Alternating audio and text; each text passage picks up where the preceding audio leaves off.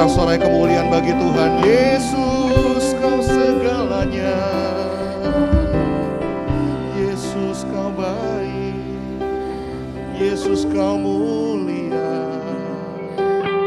Kau segalanya bagiku. Oh, ku puji namamu. Lama-lama sekian, lama-lama. Haleluya.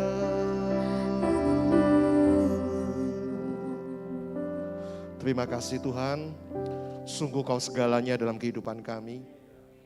Kalau kami masih ada sampai hari ini berdiri tempat ini, kami menyadari semua adalah kekuatan-Mu Tuhan. Roh-Mu yang tinggal dalam diri kami masing-masing, itu yang membuat kepala kami tetap tegak berdiri. Dan kami boleh menyaksikan setiap kebaikan demi kebaikan. Tuhan, terima kasih kau kumpulkan malam ini tempat ini. Kami sungguh bersuka cita, kami menikmati lawatan-Mu. Kami menikmati kasih-Mu, kami menikmati hadirat-Mu, kami menikmati pemulihan daripada-Mu, kami menikmati mujizat daripada-Mu, kami menikmati segala berkat yang melimpah daripada-Mu Tuhan. Sukacita kami melimpah. Termasuk malam ini Tuhan, kalau sebentar kami akan mendengarkan kuasa firman-Mu. Bekerjalah Roh Kudus dengan kuasa firman-Mu, karena kami percaya firman-Mu itu akan menjadikan kami sebagai pemenang. Firman-Mu yang akan menjadi terang buat setiap langkah kaki kami. Dan firman-Mu Tuhan yang akan membukakan mujizat dalam setiap kehidupan kami. Terjadi dalam nama Yesus. Urapi lidah bibir hamba-Mu Tuhan. Setiap kata kalimat menjadi kekuatan bagi jemaat. Kami naikkan syukur kami dalam satu nama. Di dalam nama Tuhan kami Yesus Kristus. Haleluya. Sama-sama katakan. Amin. Tuhan Yesus memberkati. Tepuk tangan buat Tuhan Yesus. Silakan duduk, shalom. Bentar, biar kelihatan gantengnya buka masker aja. Nggak apa-apa ya, kan sudah disemprot tadi ya. Haleluya, senang bisa ada tempat ini Bapak Ibu. Biasanya saya ke tempat ini melayani youth. Tapi malam ini saya bisa berjumpa dengan Bapak Ibu semuanya. Saya senang sekali ya. Gimana kabarnya? Baik semuanya? Saya mau nanya, tolong dijawab dengan jujur. Coba dipikir-pikir gitu ya, dalam kehidupan ini Bapak Ibu Saudara lebih banyak dapat berkatnya atau lebih banyak dapat ujiannya?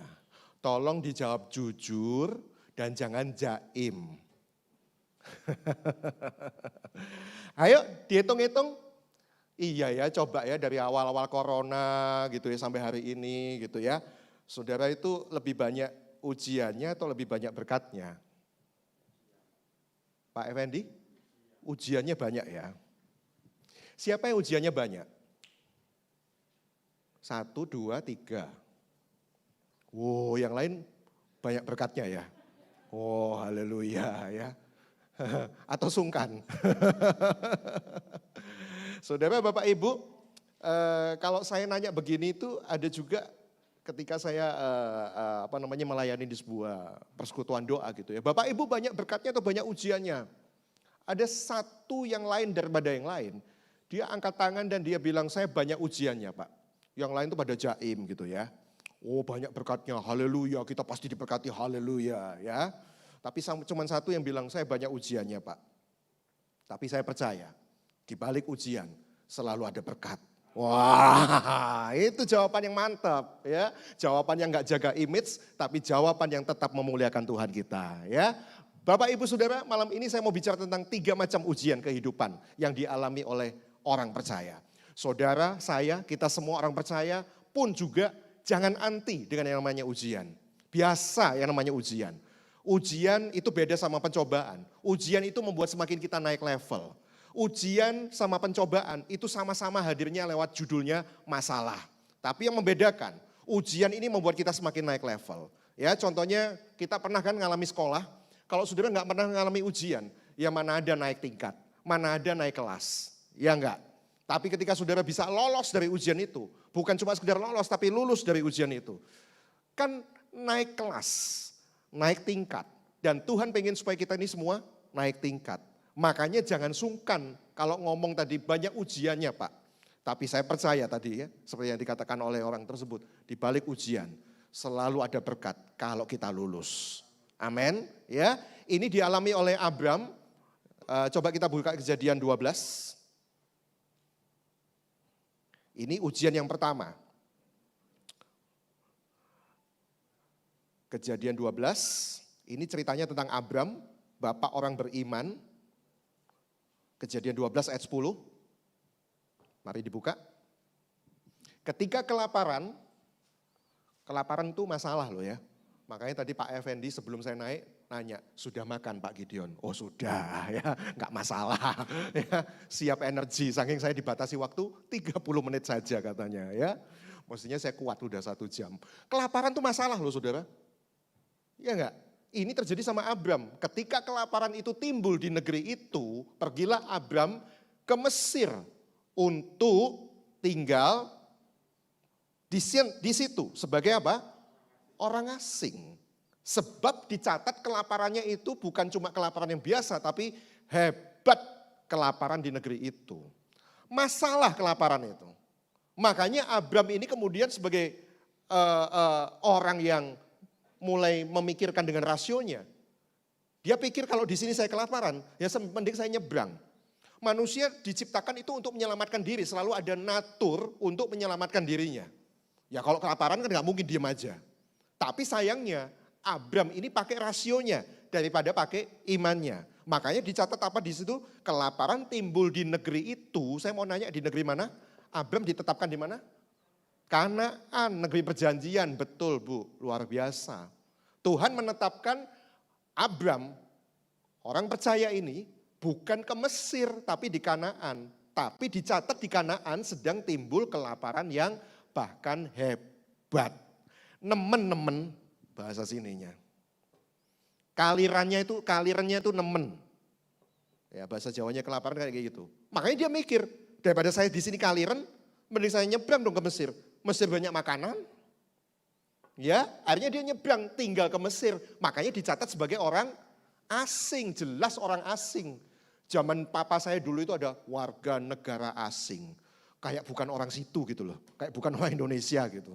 Ya, kayak orang lain gitu loh. Nah itu juga yang terjadi sama Abram. Bela-belain sampai menjadi warga negara asing. Demi apa? Urusan kampung tengah. Kalau begitu lulus gak? Ini yang saya sebut PowerPoint yang pertama, ujian yang dialami oleh Abram. PowerPoint bisa ditampilkan adalah ujian kekurangan. Kelaparan itu kan kurang ya, kurang makan. Enggak cuman makanan, bisa juga yang lain. Kurang sehat, kurang bahagia, ya, kurang uang, macam-macam. Yang kurang itu selalu bikin apa? Khawatir. Ya enggak? Kurang sehat bikin khawatir. Rumah tangga kurang bahagia khawatir, nanti abis ini cerai. Ya, nanti jangan-jangan dia selingkuh, khawatir. Ya, kurang uang juga gitu, nanti ini cukup gak ya? Duh, ini udah masa corona, duit masuk seret, keluarnya banyak, cukup gak ya ini? Belum lagi anak sekolah SPP gak mau dikurangi, tetap bayarnya. Ya, meskipun fasilitasnya udah nggak dipakai. Saudara, yang kurang itu selalu bikin orang itu jadi khawatir. Dan orang yang khawatir kepepet dengan kekhawatirannya selalu menggunakan rasionya daripada imannya. Itu celakanya. Ya, akibatnya apa? Abram, bapak orang beriman, nyebrang ke Mesir. Kalau begitu lulus nggak dalam ujian yang pertama ini? Lulus enggak? Malah pertanyaan saya tarik mundur ke belakang lagi. Loh opo oh ya, Kanaan itu kan negeri perjanjian ya, betul ya? Negeri perjanjian itu kan banyak susu, madu melimpah. Kan dari Tuhan. Bener kan? Masa tanah perjanjian kok minus? Enggak salah tak? Kira-kira gimana menurut Bapak Ibu Saudara? Itu juga yang banyak dialami oleh beberapa orang yang tanya sama saya. Mereka ini curhat sama saya. Pak, perasaan dulu waktu saya buka bisnis itu Pak. Saya yakin loh Pak, melalui hamba Tuhan itu, saya enggak anti nubuatan ya. Kalau saya ngomong gini bukan saya anti nubuatan.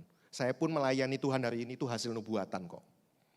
Ya, tapi masalahnya orang ini dia mulai mempertanyakan. Pak, saya itu bikin usaha bisnis itu, saya itu manut sama tokoh, dia sebutkan satu. Nubuatannya itu tokcer Pak. Saya itu manut aja, disuruh buka di sini, suruh buka bidang itu. Ya saya percaya melalui hamba Tuhan ini, suara Tuhan bisa dinyatakan. Jadi saya manut gitu. Tapi tahu nggak Pak, selama ini tokcer Pak memang nubuatannya. Sukses saya, buka pabrik sini, buka pabrik situ.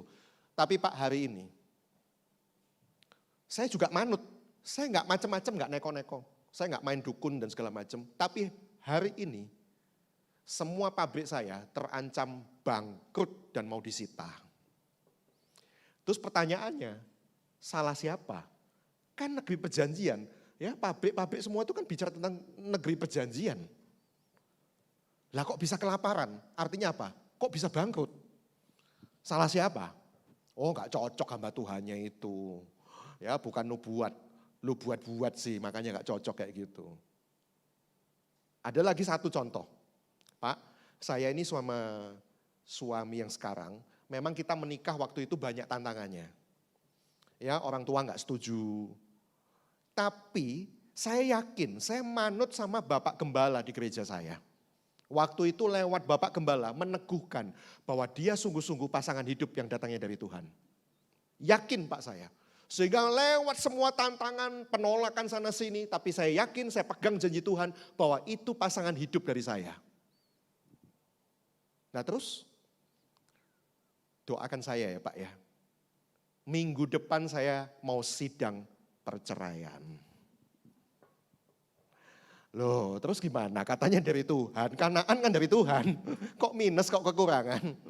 Ya salahnya siapa? Salahnya Abram, dengar suara Tuhan. Konslet, ya salah dengar. Atau salahnya siapa? Salahnya Abram, salahnya Tuhan. Waduh, kadang-kadang nyalahkan Tuhan saudara. Ya, saya mau katakan bukan salah siapa-siapa dalam hal ini. Justru itu ujian. Kadang-kala saudara itu diuji, dites. Ayo, lewat minus, kamu bisa pakai iman kamu enggak? Atau kamu pakai rasio kamu? Justru ini ujian. Saudara hari ini minus. Saya nggak ngerti minus saudara apa. Minus keuangan, minus kesehatan, ya, minus kebahagiaan dalam rumah tangga Bapak Ibu Saudara. Diuji saudara, harus lulus. Jangan pakai rasio, pakailah iman. Jangan nyebrang ke Mesir, tetaplah di Kanaan. Artinya apa? Tetap di jalan dan rencananya Tuhan. Amin. Anak muda, wah kalau habis lulus kuliah, wah perusahaannya besar, PT yang besar, ngandalin tempatnya. Tapi kalau tempat yang besar sekalipun, fasilitas yang besar sekalipun, gaji yang besar sekalipun, tapi kalau tempat itu tidak mengandalkan Tuhan, habis. Sebaliknya, saudara baru lulus kuliah, fresh graduate kerja, aduh Pak minder gitu, tempatnya kecil Pak, biasa, gajinya kecil, enggak apa-apa. Lihat pimpinannya, lihat bagaimana mereka ini semua mengandalkan Tuhan. Jangan andalkan tempatnya. Lewat peristiwa Abram nyebrang ke Mesir ini, Tuhan tuh mau mendidik Abram dan umat percaya. Jangan andalkan tempatnya, tapi andalkan Tuhannya. Pakai acara nyebrang-nyebrang lagi. Saudara tahu akibatnya nyebrang waktu itu? Mesir dikuasai siapa? Ayo, Fir'aun kan? Fir'aun lihat, iki lha apa iki? Ya saya pakai bahasa Jawa ya kan. Ya, iki lha apa nyebrang-nyebrang ke sini? Kan wong Kanaan iki. Kan orang Kanaan, ngapain nyebrang-nyebrang ke sini? Ditanya ngapain? Iya, lapar bos. Boleh ya di sini ya? Gimana ya? Itu sama siapa di sebelah itu? Abram ngajak istrinya kan? Siapa? Sarah. Fir'aun ini mata keranjang. Kok cantik ya, seksi lagi. Siapa itu? Kalau saudara ikuti kisahnya kayak gitu ya, saya nggak baca satu-satu ya. Saudara baca Alkitab kan kayak gitu kisahnya. Akhirnya apa? Lagi-lagi pakai rasio. Kenapa pakai rasio? Aduh rasio, ini raja kalau sudah nanya begini rasanya kepengen ini. Ya, nggak tahan sama wanita-wanita cantik. Ya, nanti kalau saya ngomong suaminya, duh saya bisa diingek gitu. Saya bisa dibunuh nanti. Ya, apalagi Fir'aun tuh mutlak gitu kekuasaannya. Kalau sudah maunya ya harus dituruti gitu. Akhirnya apa? Bohong. Ngomong apa? Siapa itu? Bukan ngomong istrinya loh. Ngomong apa? Adiknya, saudaranya Ya kalau ditelusuri sih memang iya, tapi kan ya masa nggak ngaku kalau itu istrinya. Karena apa? Ketakutan, khawatir. Itu loh tadi saya bilang. Kalau minus-minus tuh bikin orang khawatir dan akhirnya menghalalkan segala macam cara. Orang kalau kepepet, opo aja diterjang demi menyelamatkan kepentingannya sendiri. Padahal dia sedang tidak ada di dalam jalannya Tuhan. Padahal dia sedang tersesat. Padahal dia sedang nyasar. Saudara, hari ini saya bilang dalam keadaan semua kekurangan Bapak Ibu Saudara semuanya. Mari tetap ada di Kanaan. Jangan nyebrang di jalan yang lain. Kita harus lulus. Sampai akhirnya Tuhan itu bertindak loh saudara. Habis itu kan Mesir kena tulah. Mesir kena tulah, ya Fir'aun ini kan mikir gitu. Ini bangsa ini kok kena tulah gitu ya. Ya dipanggil lagi Abram gitu, ngomong. Dipikir-pikir kok sejak ada wanita ini ya mungkin bikin sial atau gimana gitu ya. Ditanya ini siapa tuh sebenarnya? Baru di situ ngaku istrinya. Akhirnya apa? Ya sudah balik aja lah. Ya, kadang-kadang kita tuh bisa malu loh. Kita ini orang percaya tapi ditegur oleh orang kafir yang gak percaya. Fir'aun ini kan seolah-olah menemplak Abram gitu. Kok kamu bohong sih? Sudah malu. Kalau kita ini ngomongnya percaya sama Tuhan tapi pakai cara-caranya bukan caranya Tuhan gitu. Sampai yang negor itu bukan orang percaya Tuhan. Yang gak percaya Tuhan pun sampai negor gitu. Yuh ya ampun, saya aja gak gitu-gitu amat loh. Sepak terjangnya kok kamu kayak gitu sih, pakai bohong-bohong segala. Ya, akhirnya Abram terpaksa, saya bilang terpaksa dia kembali. Ya, dia kembali. Dan puji Tuhannya, ya ketika Abram kembali ke Kanaan, Tuhan itu pulihkan segala sesuatunya.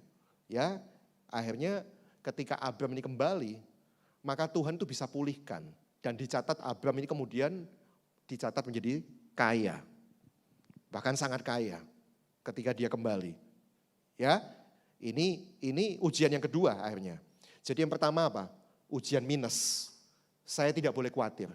Saya tidak boleh andalkan tempat, fasilitas dan segala sesuatunya. Saya mau andalkan sumbernya. Saya harus lulus untuk yang satu ini. Tetap ada di Kanaan. Jalannya Tuhan. Ya, no compromise. Kejadian 13 ayat 1. Mari kita buka Kejadian 13 ayat 1 sampai 4. Maka pergilah Abram dari Mesir ke tanah Negeb dengan istrinya dan segala kepunyaannya. Lot pun bersama-sama dengan dia. Adapun Abram dicatat apa? Sangat kaya.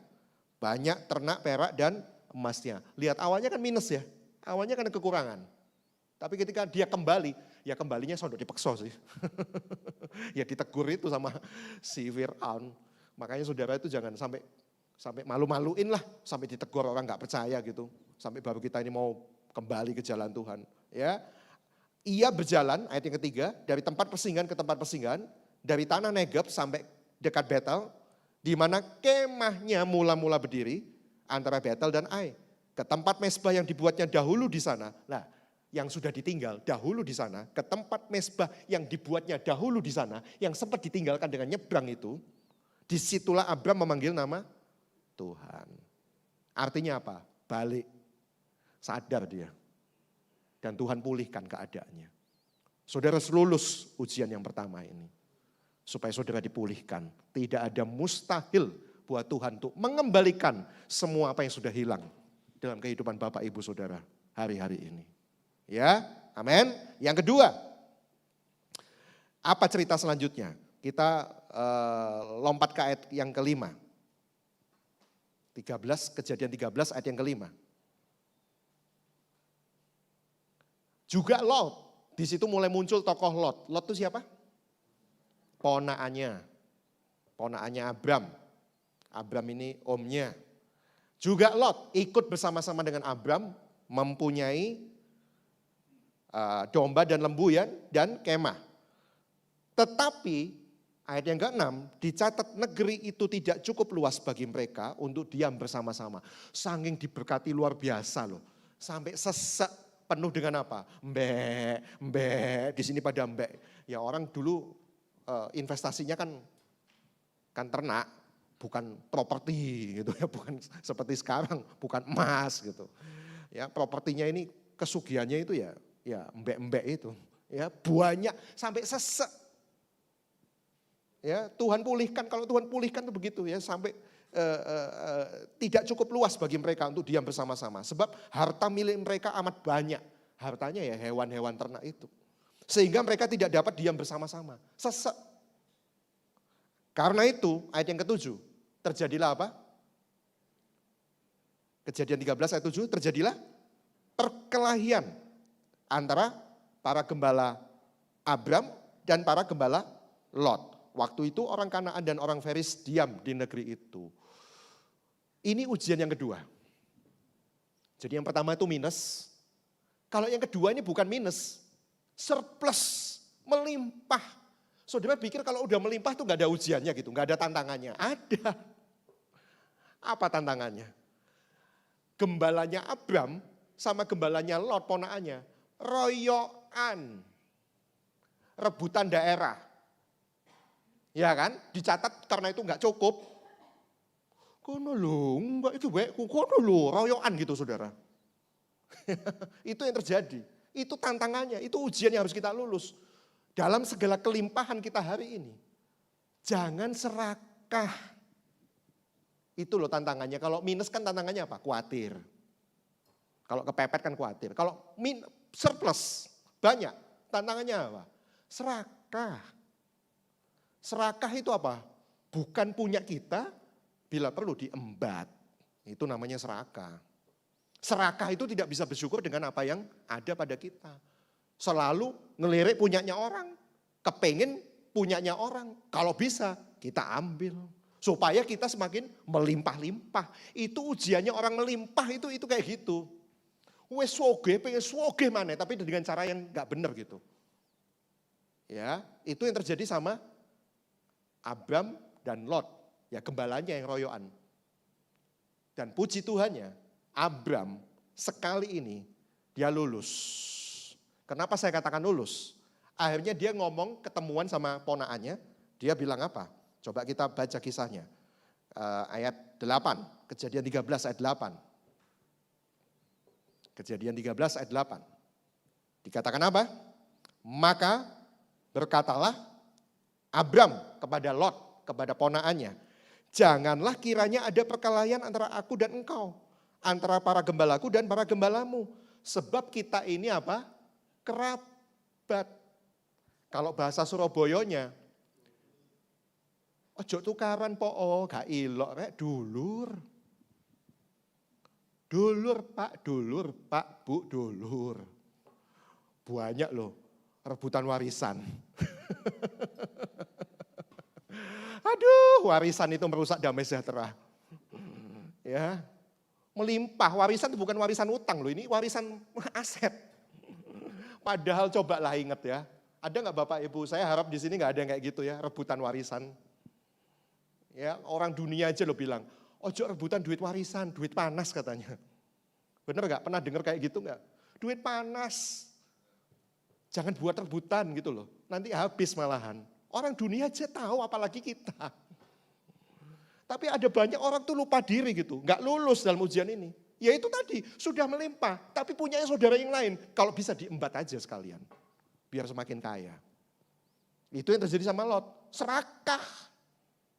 Akhirnya apa? Abram ngalah. Salah satu cirinya kalau orang lulus ujian kekurangan tadi, dia nggak khawatir. Dia nggak andalkan tempatnya, dia andalkan Tuhan, sumber segalanya. Karena dia yakin bahwa dia pasti akan pulihkan. Salah satu tandanya orang lulus ujian melimpah ini, surplus ini adalah apa? Dia tidak serakah, alias apa? Ngalah. Abram ngalah, wis ngene ae lho. Nanti sudah baca sendiri ya ayat-ayatnya ya. Wis ngene ae, ojo royoan lah, kita ini dulur lah. Wis gini aja deh, kamu milih dulu mau pilih yang mana? Daripada tukaran. Lot, ponakannya ini kan lebih muda. Letingnya itu beda 1 leting sudah. Garis keturunannya di bawahnya. Tapi dasar serakah. Dikasih kesempatan milih dulu.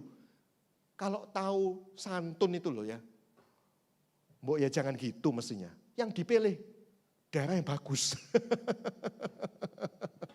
Daerah yang mahal. Kalau zaman sekarang gitu mungkin ini tanah di sini apa rumput mapan ini ya mahal ya.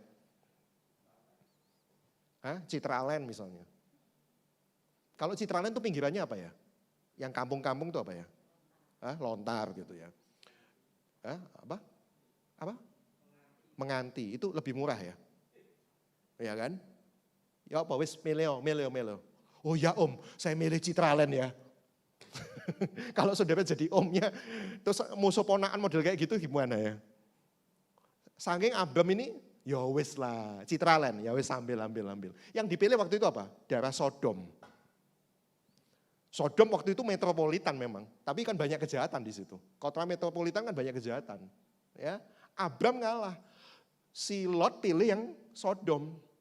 Enggak apa-apa wis ngalah. Tapi kan harus tahu tanggung konsekuensinya. Nanti saudara ikuti kisahnya. Habis itu apa? Habis dijarah itu. Sodom itu kan kota metropolitan ya. Akhirnya Lot dirampok, dijarah sampai dituangkep lagi. Makanya jangan rebutan warisan. Nah ini loh aplikasinya. Saya balik lagi ke sana. Soalnya apa? Saya pernah gitu. Saya hampir terjebak di situ. Saya mau cerita dikit ya. Semoga waktunya nutut. Saya ini anak tunggal. Ya, papa mama saya ini cuma punya anak satu tok. Itu pun di usia ke-45 tahun barusan punya anak. Sehingga ketika di usia 45 tahun mama saya hamil. Itu ponaan-ponaan dari papa saya. Yang waktu itu diajak usaha sama-sama. Ya, usaha dagang. Itu saya dianggap sebagai ancaman. Karena dipikir kalau udah gak punya anak, jadi om sama papa saya itu kongsi. Om saya punya anak belasan, anaknya banyak. Yang papa saya cuma satu anaknya. Beda generasi lagi, yang situ udah gede-gede saya masih gitu, masih barusan lahir. Ya dianggap ancaman gitu, waduh ini gara-gara ini kan logikanya gimana, berarti dibagi dua dong. 50% ke papa saya nikmati 50%-nya. 50% om saya dan anak-anaknya, yang 11 itu. Kan banyak, separuh dibagi 11 sama separuh cuma dinikmati satu, mending yang mana? Yang situ mulai melihat, wah ini ancaman. Singkat cerita saudara, saya ini mau hampir bambung. Ya, saya ini ditepak udah, celakanya orang zaman dulu itu kepercayaan, hitam di atas putih. Enggak ada papa saya celaka enggak sih. Jadi otomatis saya enggak ada bukti kepemilikan tuh, enggak ada bukti warisan dan segala macam. Ya, wah ribut. Orang tua meninggal, ribut sudah anak-anaknya. Dan saya lihat, waduh hitam di atas putih kalah semua. Ya, akhirnya saya bilang sama mama saya, udah kita keluar aja lah, sudahlah daripada ribut kayak gini, ngalah lah. Ngapain kok tiap hari itu teror, ya, ribut, sudahlah, wes gak apa-apa lah, sudah, PPN lah sudah. Padahal itu aset kami waktu itu, di tahun 90-an. Rumah saya itu meskipun di luar kota, tapi itu jalan utama Pantura. Sudah miliar. Jadi kalau dibagi waktu itu loh, tahun 90-an ya saya 500 juta aja mestinya megang lah. Tapi saya bilang udah saya ngalah aja lah. Ya, tidak mudah untuk itu. Kalau motivator bilang, saudara mengalah bukan kalah. Mengalah untuk menang. Motivator kan bilang begitu ya. Iya kan? Dalam hatiku, ya iya sih. Memang mengalah bukan untuk kalah, memang mengalah itu untuk menang. Tapi ya sodok ngenes gitu loh. Saudara pernah ngalami kayak gitu. Kalau ngalami saudara ngenes loh saudara. Bayangkan kita keluar tanpa bawa apa-apa. Saya bilang, mama punya tabungan berapa? Saya punya tabungan apa? Dikumpulkan itu loh saudara untuk uang muka beli rumah di Keputih yang sekarang saya tinggali. 8 kali 12, gak cukup. Apa gak ngenes? Dulu rumah kami itu 1000 meter persegi. Ngerti saudara? 1000 meter persegi. Dari pintu gerbang, mau sampai ke tembok belakang tuh lari itu ngos-ngosan. Saking panjang dan lebar. Sekarang cuma 96 meter persegi. Belayu kejedok tembok lari ke belakang habis itu. Ngenes gak? Ngenes saudara. Makanya enak aja motivator bilang mengalah bukan untuk kalah, tapi mengalah untuk menang. Iya, tapi ngenes. Ya, tapi itu saya alami, nggak apa-apa lah, it's okay lah. Saya waktu itu belum dalam Tuhan, tapi saya udah ngerti prinsip itu. Apalagi kita. Ya, singkat cerita, saya pindah ke sana. Dan singkat cerita, Tuhan tuh bisa balikkan keadaan ya. Ya, Tuhan tuh bisa balikkan keadaan. Makanya jangan rebutan warisan. Dulur. Nggak inget dulu tuh rontang-renteng sak dulur gitu, rukun gitu, masih kecil tuh loh, rukun tuh gandengan, apa-apa beli makanan sama-sama. Lah kok wis gede tuh loh, ribut waktu soge, rebutan warisan. Nggak pantes, maaf ya saya bilang ya. Maaf kalau saya ngajari bapak ibu saudara yang lebih senior daripada saya. Nggak pantes rebutan warisan. Saudara nggak lulus dalam ujian kelimpahan, dikasih melimpah tapi tetap serakah gitu. Saya aja yang hak saya tinggalkan kok. Ya saudara, ini yang ketiga yang terakhir. Habis ini saya selesai. Ayo kita lulus dalam minus, dalam surplus, pun juga dalam kekecewaan. Saudara pikir Abram sebagai omnya itu kecewa nggak? Kalau ngelihat ponaan model begitu. Coba saudara bayangkan saudara tuh di posisi Abram. Kecewa nggak saudara? Mangkel nggak? Iki lho ponaan diajak kongsi sama-sama lah, ya enak sih, sama-sama soge. Begitu soge, ngelamak dadak no. Ya apa sih? Mele yang bagus-bagus, yang mahal-mahal. Bisa kecewa nggak? Kecewa loh. Mestinya kalau sopan, mbok ya ngendek gitu, rendah hati lah. Oh iya sudah om aja dulu yang mele. Kan gitu. Ditawari dadak no mele yang mahal-mahal, yang bagus Sodom. Itu kan ya nggak apa-apa lah selingan, biar bapak ibu saudara nggak ngantuk. Ya, begitu saya ngomong, jangan rebutan warisan, tegang semua kayak gini ya kan. Kena kayak gini kan bisa ketawa ya kan. Ya saudara, Abram itu bisa kecewa. Papa saya itu kecewa loh, ngelihat ponaan model begitu. Dan saya mau kasih tahu ya, orang yang gak lulus dalam kekecewaan, dia kepahitan setengah mati. Perasaan saya itu kontrolin papa saya itu dalam usia lanjut usianya itu saya rajin kontrol ke dokter. 1 bulan sekali saya rajin kontrol untuk mendeteksi kalau ada gangguan-gangguan. Saudara, orang yang hidup dalam kepahitan kekecewaan, moro-moro saudara, kanker usus besar, udah stadium 4 lagi. Saya gak nakut-nakuti, tapi itu kenyataan. Gak ada sejarah loh dia tuh ada keluhan apa gitu. Tiba-tiba sejak peristiwa itu, papa saya itu pendiam, bukan meledak-meledak. Tapi dia tuh nyimpen di hati, kecewa. Kanker kolon, kanker usus besar, langsung stadium 4. Dokter bilang ya 6 bulan, betul saudara, 6 bulan dia meninggal. Itu menjadi pelajaran berharga buat saya dan mama saya. Jangan kecewa ya, sudahlah. Ya, relakan sudah. Salah satu ciri orang yang sudah lolos dan lulus dalam kekecewaannya, dia tidak menyimpan pahit di sini. Dan dia apa? Melepaskan haknya untuk mengutuki, melepaskan haknya untuk membalas, ya. Dan kemudian apa? Memberikan kata-kata berkat mengampuni yang bersalah. Kan bukannya itu yang Yesus ajarkan buat kita. Saya dulu belum Kristen Bapak Ibu, saya pun sudah melakukan prinsip itu. Apalagi kita hari ini kan sudah tahu prinsip ini. Ya, bukankah Yesus juga melakukan itu, melepaskan semua haknya, disalah-salahkan, bukan salahnya. Tapi dia lakukan itu menjadi sebuah teladan buat kita Bapak Ibu Saudara. Ya, hari ini saya mau saksi. Lihat endingnya. Jangan dilihat waktu itu peristiwanya. Kelihatannya saya soro waktu itu. Yang tadi saya bilang ngenes itu loh. Ya, lihat endingnya. Saya bukan ngutuk-ngutuki dan saya berbahagia di atas penderitaan orang lain, bukan. Tapi hari ini mata kami melihat orang yang bisa lepas dari ujian kelimpahan dengan tidak menjadi serakah dan mengampuni yang bersalah pada kita. Tuhan itu bertindak loh Bapak Ibu Saudara. Ya, saya mau katakan hidup kami jauh lebih bahagia, jauh lebih penuh dengan damai sejahtera. Ya, oleh anugerah Tuhan itu tanah kafing belakang bisa terbeli. Kok bisa gitu loh ya, tanah itu gak laku-laku. sekian nama saya kumpulin duit itu ya nggak bisa beli-beli, tapi ya nggak ada yang jual nggak ada yang beli-beli gitu ya kan. Akhirnya singkat cerita setelah hampir 10 tahun saya bisa membelinya. Dan sekarang nggak kejedok lagi kalau mau lari ya kan. Itu udah 12 tambah 12, 24 saudara. Puji Tuhan. Yang sana ya saya bukan ngutuk-ngutuki sih. Lebih susah loh. Jangan main-main. Saudara pikir nggak ada efeknya gitu. Ya, saudara, itu juga yang dilakukan oleh Abraham. Kenapa kok saya katakan dia bisa lepas dari kekecewaannya? Kalau Bapak Ibu Saudara nanti baca, coba baca-baca ya. Kita baca supaya Bapak Ibu tahu. Ini yang dilakukan oleh Abraham. Makanya tadi saya katakan Abraham itu bisa lulus dari kekecewaannya. Ayat 14, Kejadian 14 ayat 14. Kejadian 14 ayat 14. Ketika Abraham mendengar bahwa anak saudaranya tertawan, anak saudaranya kan berarti ponakannya.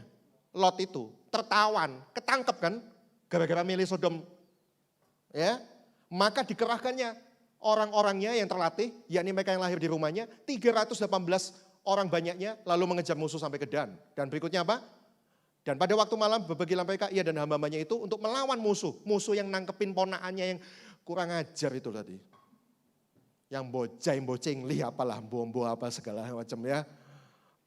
Melawan musuh, mereka mengalahkan dan mengejar musuh, ya. Dibawanya kembali ayat 16, segala harta benda itu juga Lot. Anak saudaranya itu serta harta bendanya dibawa kembali. Ditolong loh saudara. Kan Abraham dengar, hah? Ponakanku ketangkep. Jujur ya, jangan jaim ya sekali lagi ya. Saudara pernah gak dikecewakan sama orang gitu? Saudara dulu itu gak ada yang nolong, terus saudara tuh nolong dia. Tapi hari ini saudara dipentung gitu, pernah? Wajah-wajah saudara pernah kok ya kayaknya ya kan, cukup menjelaskan lah. Kayak saya nggak tahu aja ya kan, pasti pernah ngalami toh ya. Ya saudara bantu nolong orang tapi hari ini saudara dipentung malahan ya kan. Terus satu kali saudara dengar orang itu kena celaka gitu. Apa yang saudara lakukan? Ayo jujur. Apa Pak? Apa? Dipentung loh, sudah celaka kok dipentung ya apa sih Pak Bu? Cek sadisnya saudara. Ayo, coba saya ngomong begini saudara ingat gitu. Satu nama musuh saudara, ayo. Saya bukan ngajari saudara untuk mengingat-ingat masa lalu, tapi ini praktek. Ya, praktek sama kenyataan. Ada toh satu nama musuh gitu. Terus nama itu kena celaka hari ini. Kira-kira saudara lakukan apa? Ayo jujur. Maka nota, haleluya, apa, ketobrak becak, haleluya, puji Tuhan, Tuhan bertindak dan berperang ganti saya, ngomong-ngomong kayak gitu ya kan, makanya jangan ganggu, saya kan biji mata Tuhan kepunyaannya, macam-macam saya kapok, ya enggak, jujur, no jaim, no jaim, ya kan, Abraham dengar ponaknya kayak gitu, mangkel no kan. Coba kalau orang gak lulus, pasti apa? Kapok baba wis ditangkap. Maka nota. Tapi Abraham beda, dia lulus loh dari kekecewaannya. Ditolong. Coba gimana? Ayo kita lolos dan lulus dari ujian yang terakhir ini, kekecewaan.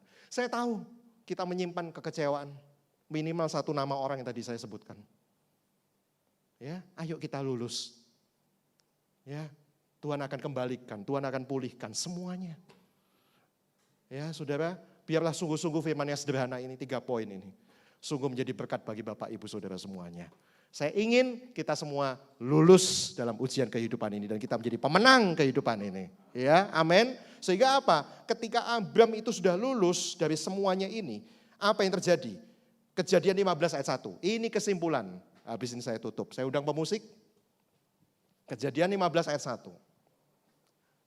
Apa hasilnya yang diterima oleh Abraham ketika dia lulus dalam 3 macam ujian kehidupan yang terjadi dalam kehidupan Abraham. Kejadian 15 ayat 1, kemudian datanglah firman Tuhan pada Abraham dalam suatu penglihatan. Janganlah takut Abraham, janganlah takut saudara-saudaraku, Bapak Ibu. Akulah Tuhan perisaimu, dan dicatat upahmu, upah saya, upah Bapak, Ibu, upah saudara. Dikatakan apa? Akan sangat besar. Amin. bukan besar, akan sangat besar ketika kita lulus dalam 3 macam ujian ini. Biarlah sungguh-sungguh upah Tuhan yang sangat besar itu terjadi dalam Bapak Ibu Saudara malam hari ini. Yuk sama-sama kita bangkit berdiri. Engkaulah perisaiku. Mari kita nyanyikan pujian itu.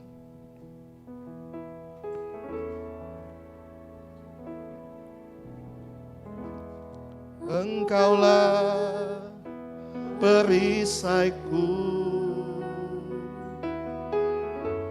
saat badai hidup menerpaku. Janjimu di dalamku tenangkan jiwaku, bukan berdiri di tengah badai dengan kekuatan yang Kau berikan. Sampai kapanpun bukan bertahan, karena Yesus selalu menopang hidupku. Nyanyikan kembali, Engkaulah perisaiku ya Tuhan, saat badai hidup menerpaku. Engkaulah perisaiku. Yes, amin. Saat badai hidup menerpaku, firman-Mu di dalamku tenangkan jiwaku, bukan berdiri di tengah badai dengan kekuatan yang Kau berikan. Sampai kapanpun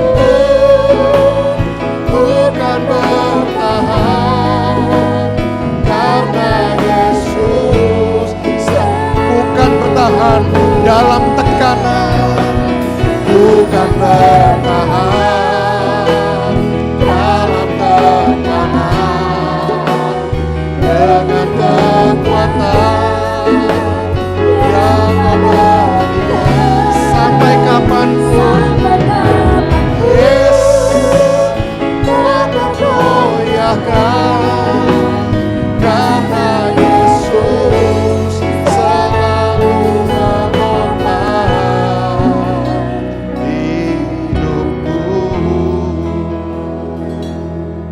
Kami yakin percaya Tuhan, lewat ujian demi ujian Kau senantiasa menopang kehidupan kami. Engkau tidak pernah tinggalkan kami sendirian.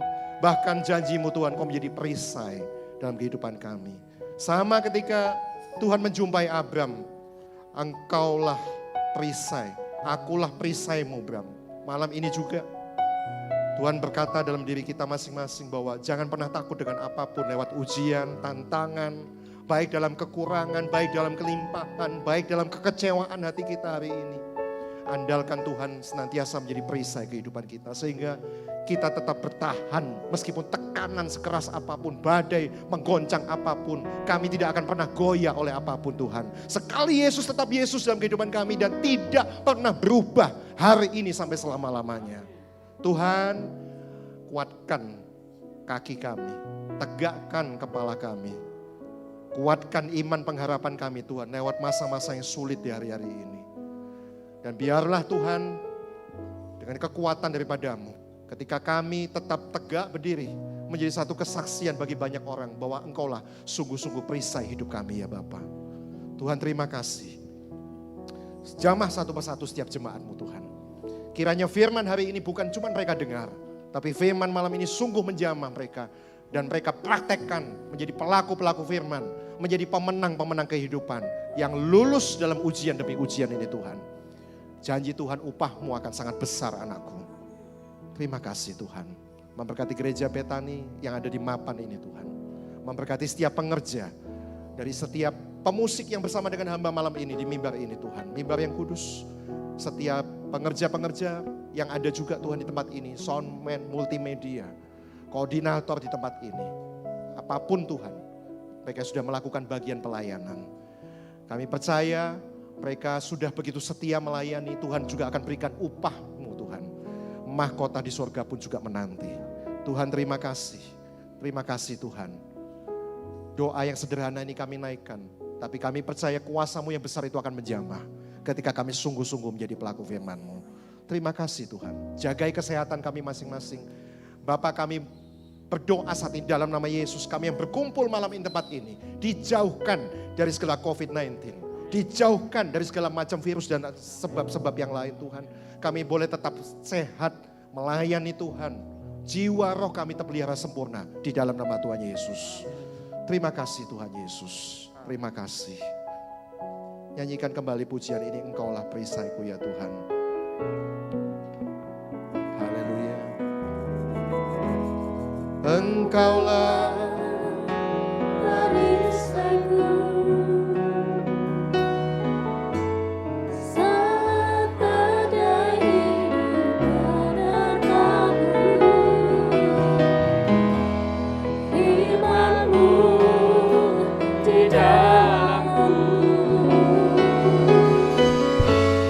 Tenangkan jiwaku.